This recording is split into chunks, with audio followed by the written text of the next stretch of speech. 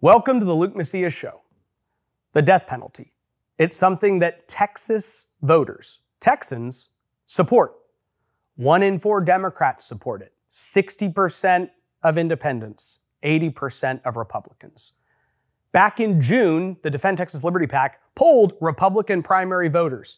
They said, do you believe that those people convicted of capital murder should receive the death penalty? And over 80% of them said yes. In November, Defend Texas Liberty PAC polled Republican primary voters and asked them that of the 200 people on death row, there's only a couple every year, I think it's like 5 or 10 a year, that are actually executed for the last decade. I think it's less than 5 a year. And so they asked them, hey, should Texas execute more of those on death row or less? And almost 60%, 58% of Republicans said, yes, those on death row should be executed. It's not actually that controversial of a topic. There are good people who oppose the death penalty on principle. But as a whole, Republicans, independents, and yes, Texans support the death penalty. But the Texas House of Representatives is pushing legislation through that could very severely undermine the death penalty. And today we're going to break down a debate that was had on the Texas House floor on this very issue. Let's get to the show.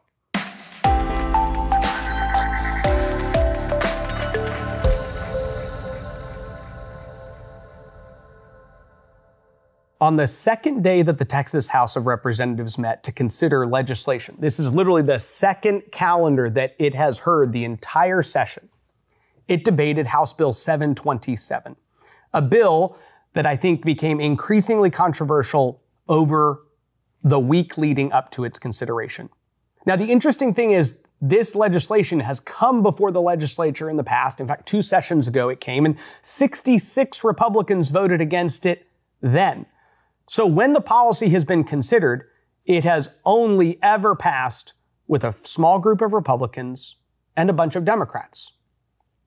So this legislative session was no exception to that.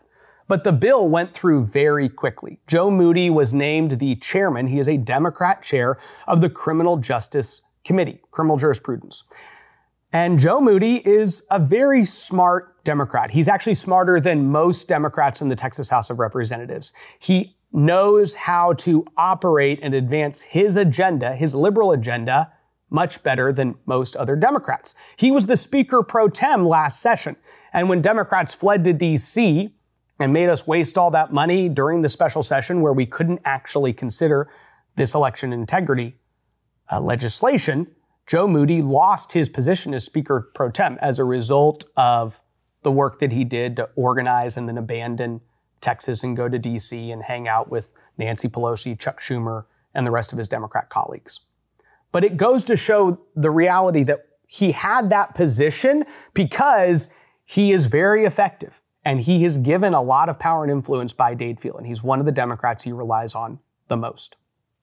Well, Joe Moody was named chairman of this committee, and one of the things Joe Moody has done for a very long time is tried to undermine the death penalty. Now, here's the truth. Democrats are smart. Joe Moody's very smart. They're not going to try to pass a bill that says this bill makes the death penalty illegal. Because as I explained, 1 in 4 Democrats think the death penalty should be legal. 60% of independents think the death penalty should be legal. 80% of Republicans. So you can't come out and say, oh, the death penalty is not legal. So what they've done is HB 727 says that anybody with a severe mental illness may not receive the death penalty. And then you go, okay, well, what does severe mental illness mean? And they define it to include somebody who is schizophrenic or has bipolar disorder. Now, here's the problem with this definition. Over 30% of mass shooters, according to most surveys, have bipolar disorder or schizophrenia. And this is kind of a logical statement if you think about it. What does it take someone to decide to take their firearm, a firearm that they more than likely illegally obtained, go into some group of people and shoot up 10, 12, 15, 20 women, children, civilians, this person probably is spiritually and mentally broken. And this is a reality that we've had to grapple with as a nation, as a state, and as a society. But this bill basically says we are going to prohibit judges and juries from making their determination on whether the crime committed, the murderous acts committed by this individual, is worthy of receiving the death penalty. It takes away that power from individual Texans. And instead, the legislature declares no matter what crimes these people commit, if you're bipolar, if you have schizophrenia, you're not getting the death penalty. Hello, everybody. Thank you for joining us on this edition of The Headline. We are being invaded at our border. I don't need to tell someone from Texas that. You guys know that. Here are these men dressed up as women, but they're not dressed up too much. School choice has new momentum. We shouldn't be surprised at the lows to which the Biden administration sinks. There are somewhere between 20 and 30,000 illegal aliens a week entering our country. If you are a conservative Republican in the state of Texas, you are duty bound at this point. HEB backing down after supporting a drag show for kids. We're going to use Article 1, Section 10, Clause 3 to basically use state war powers. Thank you so much for joining. Have a great weekend.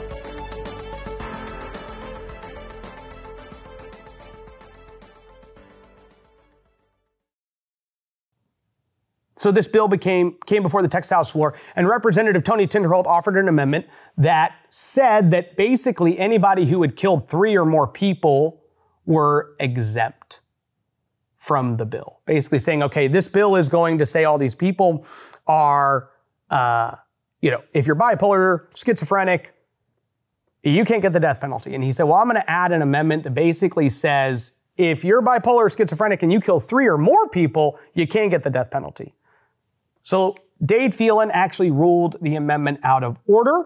Jeff Leach got up very quickly, Representative Jeff Leach. Jeff Leach is one of the Republicans who I would say has worked most consistently to also undermine the death penalty. Now, we're going to watch Representative Leach defend this policy as well, and he will say multiple times that he is supportive of the death penalty. Now, I believe that Representative Leach supports the death penalty in that when he believes that there are some people who could get the death penalty. Okay, so I don't actually believe that he's lying when he says that. What I do believe is that he wants less people than the already very small number of people who get executed to get executed. And I think that that is not in line with what Republicans see the death penalty as, what we believe it is for, and how we believe it should be used. So let's go first to this clip of Speaker Dade Phelan ruling on Jeff Leach's point of order to try to stop an amendment that basically just says mass shooters are not included in this bill. Let's go to the clip.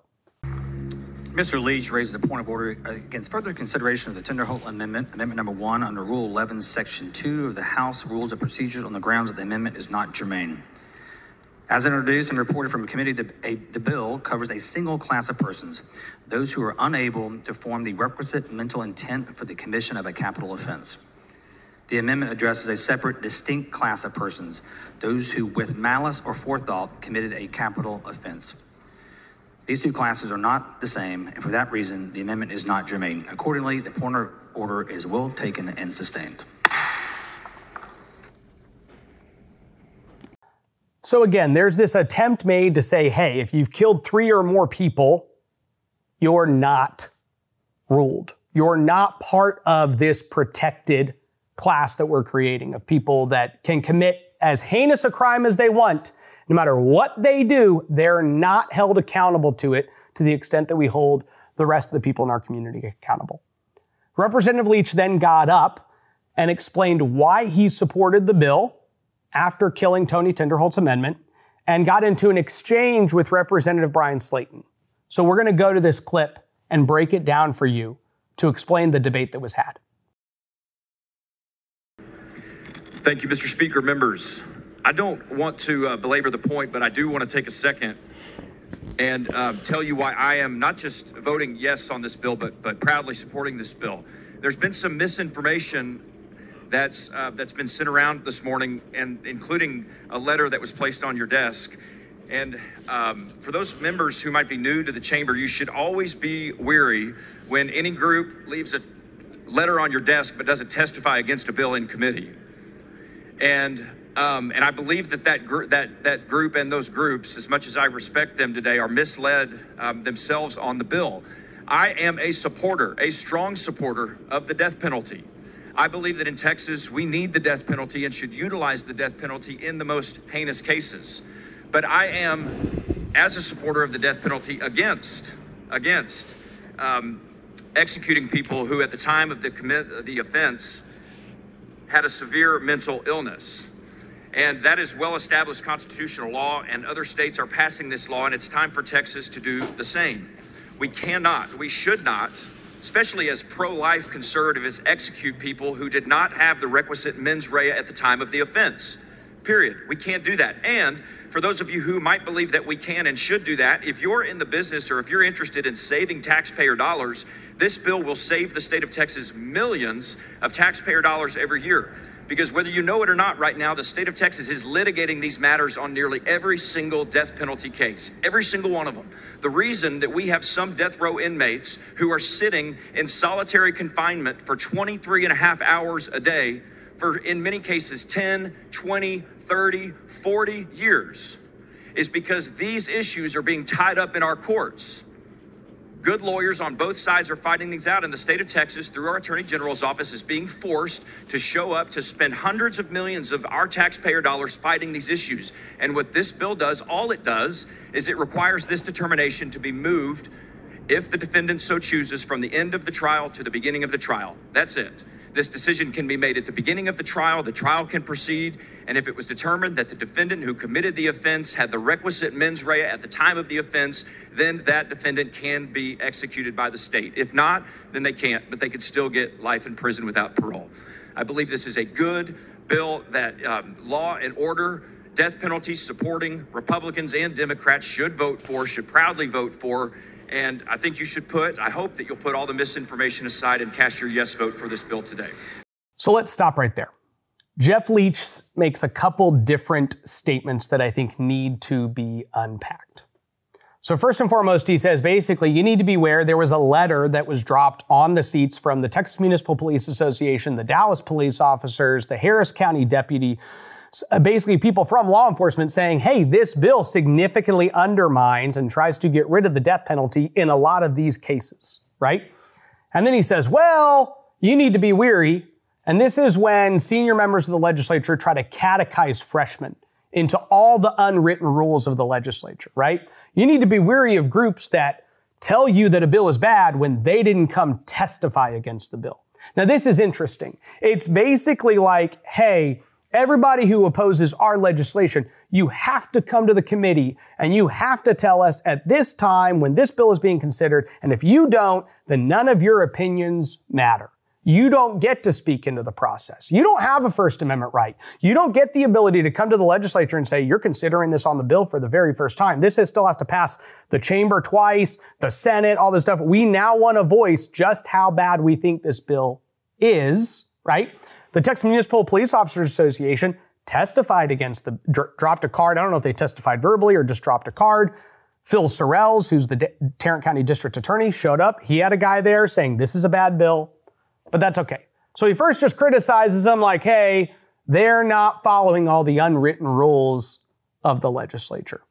He then says, hey, if you're pro-life, vote for this. And this is something that a lot of advocates have said for a long time. Now, I think it is really important to not act like these are the same things. And my reason for that being that the entire point of the pro-life movement has been to stop the killing of innocent people.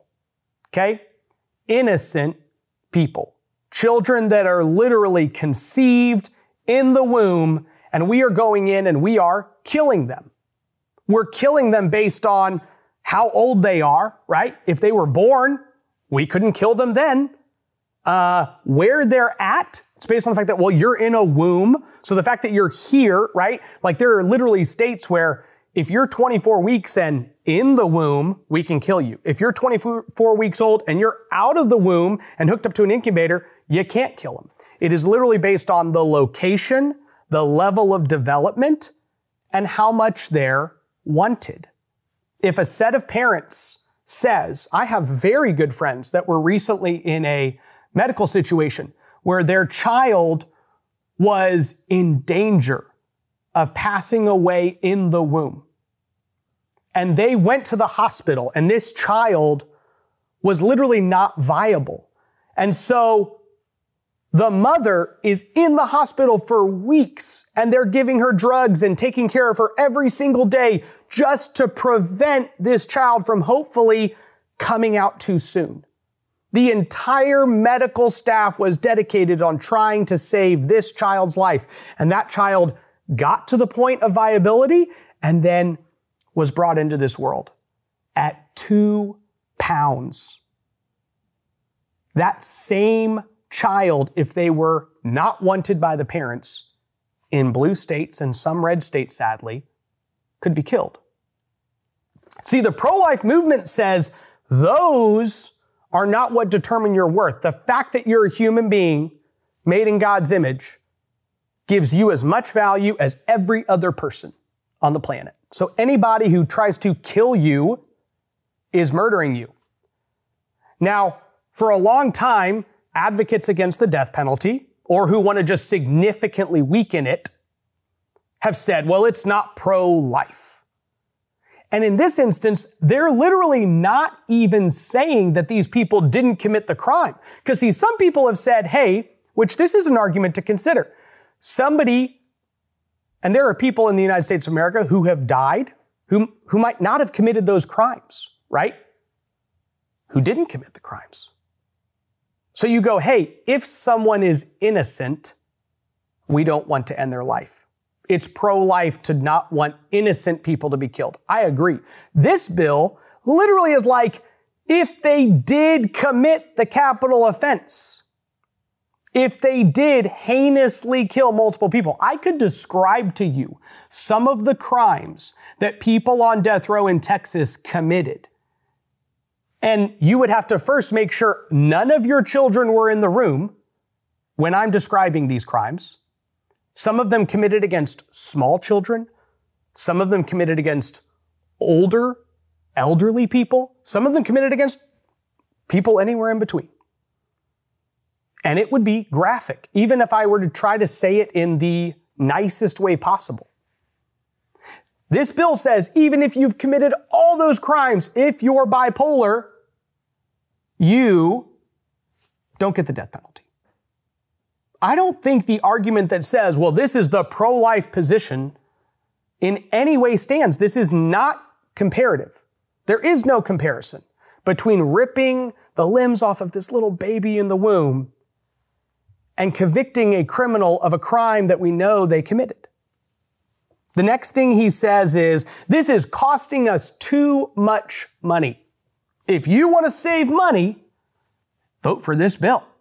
That's a really interesting argument, but it also falls completely apart because he then says, we're spending hundreds of millions of dollars litigating all these issues. So let's talk about why we're spending all that money. We are spending all that money because people who have been convicted by a judge and a jury, and we're going to get to this as the third point, by a judge and a jury of committing this heinous crime and of deserving and giving them the death penalty, are then represented by a bunch of people who don't believe in the death penalty. See, most legal groups have effectively ended the death penalty for most people who get it, which is honestly unjust to the victims of the crime, and I would argue that it's unjust to the person who's received the death penalty. Texas has hundreds of people on death row, but will maybe execute 5 people this year. Why? Because suit after suit after suit is filed. Now, Jeff Leach's argument is, all this money is getting spent. We could save that money if we just say none of these people can get the death penalty. It's like, We know that's true. In fact, we could say nobody can get the death penalty and then save hundreds of millions of dollars. But actually, if there's one thing that the state of Texas should spend money on, it's making sure that when a judge and a jury say this person who killed these 3, 4, 5, 6 people is worthy of the death penalty. And we have determined that they not only committed the crime, but also that the crime they committed means that they should receive the death penalty. That is an actual expenditure of taxpayer money that the government should appropriately do. In fact, you have a bunch of liberal district attorneys who are now saying, guess what? Even if you commit a crime, we're not going to prosecute you for it. They're going to selectively prosecute. They go, hey, if you steal less than $500 in our city, we're not prosecuting you. See, that's the wrong thing. What we would say is we want you to spend our taxpayer money making sure that crimes that are committed in our community are prosecuted. And the same is true here. This is not a bill designed to save taxpayer money. It is a bill designed to say these people who currently have gotten the death penalty can't get it. So I guess there won't be any litigation over it. And then let's talk about the third point he makes. Here's what he says. He says, this just moves things up to be considered. This just moves things up to be considered before the trial instead of at the end of the trial. Now, I'm not a lawyer, but I've talked to a lot of people about this bill. And here's the truth. The bill is not a mere procedure to say pleadings made at this point can only be made at this point. The bill says if you have bipolar disorder or schizophrenia, you can't get the death penalty. And it is true that the lawyers who are trying to keep this murderer from getting the death penalty are going to make the pleadings at the start of the case to say, hey, Texas has a law on the books and it says anybody with bipolar disorder or schizophrenia can't get the death penalty. So we'd like to now present evidence to you, the court, that says he does indeed have bipolar disorder. That's what it says. But that pleading can't even be made if the state of Texas hasn't passed a bill that says specifically these people cannot receive the death penalty. So acting like this is merely a procedural shift is being confusing to the body about what this bill actually does. Now let's go to the exchange that Representative Leach and Brian Slayton had on this bill. Mr. Slayton, for what purpose? Mr. Speaker, does the gentleman yield for some questions? The gentleman yield for questions. Yes. The gentleman yields. Thank you, Representative Leach. Thank you, Mr. Speaker. Representative Leach, so what misinformation are you referring to exactly? Well, the information that was provided to members that I've seen is that this bill is an end around to do away with the death penalty. That this bill is some part of a concerted, secret effort to ultimately do away with the death penalty in Texas. And I'm telling the members here, if that were the case, I would not vote for it. And I, in fact, as a death penalty supporter, I believe that passing this bill strengthens the utilization of the death penalty in Texas, not weakens it. Okay, and in 2018, the Secret Service National Threat Assessment Center, they determined that 33% of mass shooters had schizophrenia and bipolar disorder. Were you aware of their research? Yes, I am, Representative Slayton, and I'm also aware of the fact that those issues right now in every single death penalty case are being litigated. This bill does not change that at all. I understand, but if this bill passes, then according to this research, 33% of people that commit a mass act of violence are not going to be eligible for the death penalty because it says 33% of them had schizophrenia and bipolar disorder. That is patently not true, Representative Slayton. That is absolutely not true. What this bill sets up is a process by way where the judge can make this determination, can hear evidence. Representative Slayton realized that in this determination, in this hearing before a trial, both the defendant and the state of Texas get to put on evidence. If the judge makes the determination, then the trial goes forward. Nothing about that changes in this case. Okay, were you aware of the study I referred to? The National Library of Medicine said 17.5% of criminal defendants were able to avoid going to prison by convincingly faking mental illness. Were you aware of that study? Representative Slayton, I was not aware of that specific survey or whatever it is you're talking about. But I do trust our judges, and I do trust our judicial system to make those determinations. We as the legislature are not here to make those determinations. You either trust our judges and juries or you don't, and I do. So again, he does talk about the fact that this just sets up a system. This isn't actually saying that these people can't receive the death penalty. It's almost acting as like all of these people can't receive the death penalty already, right? We're just changing the procedure. And that's not true. But I really want to hone in on what Representative Leach says at the end. He says, I trust our judges and judicial systems. At the end, he says, we either trust our judges and juries or we don't, and I do. I actually think that argument is in reverse. I think those of us who oppose HB 727 trust our judges and juries today. And those who want to undermine the death penalty do not trust our judges and juries. Because you see, these people don't have to get the death penalty. These judges and juries are given the evidence. They're given all of the information. Ron DeSantis is actually pushing reform in Florida that is good, because a mass shooter in the state of Florida who killed a ton of people was not given the death penalty. He was given life in prison.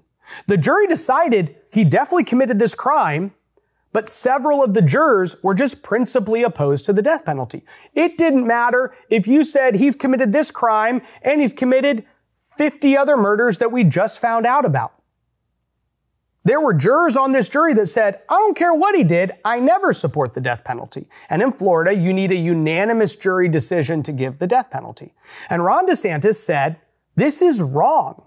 This is actually basically prohibiting justice from being given to these individuals based on one or two individuals' positions. So you could have a bunch of juries in Florida that just will never give the death penalty to anyone. So he's pushing legislation that says a supermajority of the jury can give the death penalty to an individual who has committed a heinous crime deserving of the death penalty.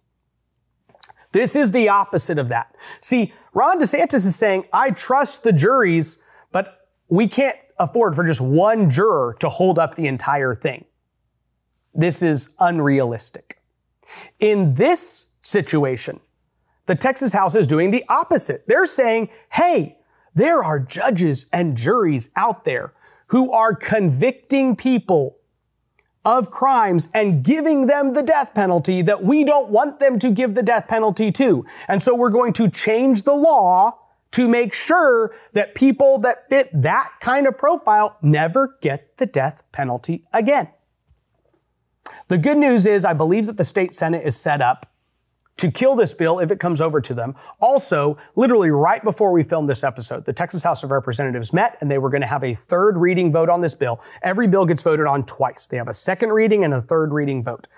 And the vote was actually postponed till next Wednesday. Okay. So we're now not going to have a vote on this bill today while I'm recording this. The last vote out of the House will be next Wednesday. This is probably being done in an effort to try to whip some of the 61 Republicans that voted against this bill. Think of that. I've talked to you about the Texas House of Representatives, and I've told you, we don't have anywhere close to 61 conservative, fighting, principled members of the legislature.